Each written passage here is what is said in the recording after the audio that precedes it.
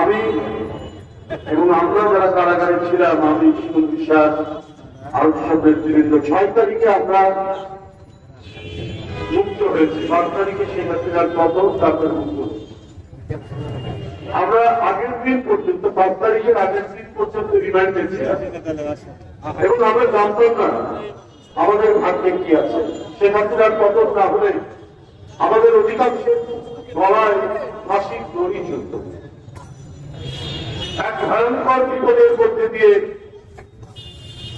আমরা গণতন্ত্রের জন্য লড়াই করেছি। 6 তারিখে যখন আমরা বেরিয়ে আসছি কারাগার থেকে, এত রক্তাক্ত ঘটনা, এত লাশ, ছাত্র জনতা, তার মধ্যে এত শ্রমিকের যে লাশ, এত রিক্সা চালকের যে লাশ,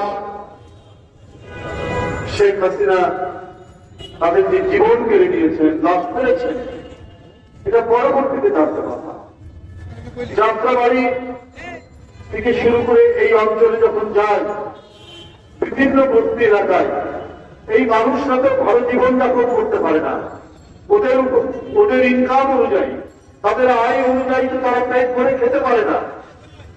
প্রতিদিন রিক্সার চালালে হয়তো 1 কিংবা 2 বেলা খেতে পারে, কিন্তু এরা গণতন্ত্রের পক্ষে এক দুর্জয় সাহসী সৈনিক হিসাবে নিজের জীবন যে দিয়ে দিতে পারে, এইরকম মজা করে নিজের জীবন আত্মদান করতে পারে, এইটা আমি সেদিন দেখেছি।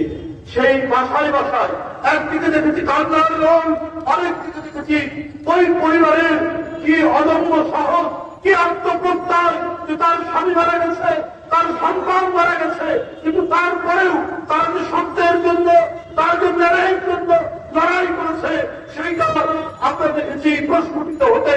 তার মায়ের চেহারা দিয়ে ওই মৃত, ওই শাহাদাত বরণকারী রিক্সা চালকের স্ত্রীর চেহারায়, তার সন্তানের চেহারায় আমরা সেইটা ফুটে উঠতে দেখি।